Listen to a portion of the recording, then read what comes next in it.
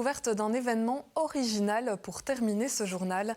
Durant ses vacances de détente, la petite fanfare du théâtre de la Grande Vie de Forzé organisait un ciné-concert exclusivement dédié à l'univers du dessin animé.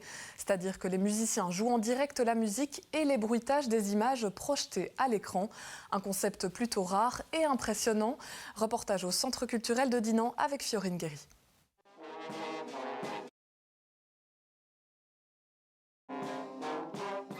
Avec une trentaine de musiciens sur scène, la petite fanfare de la Grande Vie s'est lancée un défi, celui de composer et jouer en direct de la musique sur des dessins animés bien connus.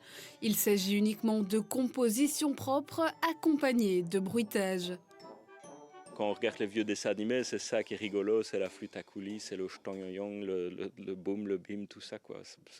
C'est plus rigolo comme ça, quoi. C'est que des compositions originales de moi et pour deux dessins animés d'un copain à moi qui s'appelle Augustin Dive. Et voilà, c'est vraiment une volonté de s'approprier les dessins animés, de faire quelque chose bien à nous et surtout bien à la fanfare, quelque chose qui appartient à la fanfare, quoi. La Panthère Rose, le vilain petit canard ou encore Tom et Jerry. Le spectacle dure 45 minutes et replonge le public dans une autre époque. C'était super chouette, ça change un peu des habitudes et c'était un peu le but recherché aussi, de pouvoir voir autre chose et de faire découvrir aux petits comment c'était le cinéma d'avant. Ça change un peu de Pat' Patrouille et de Vampirina. Qu'est-ce que tu as préféré dans tout le spectacle ? La Panthère Rose. Il y avait un saxophone.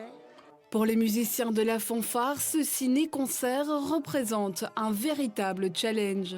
Il faut être hyper concentré parce que ça va très vite et si on perd le fil, il faut pouvoir se rattraper au bon moment.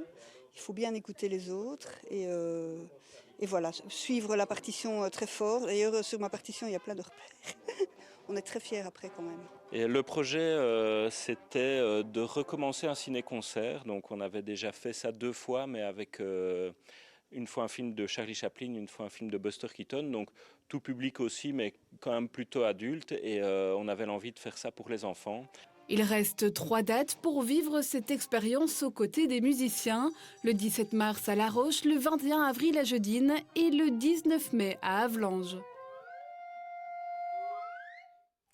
Et voilà, c'est la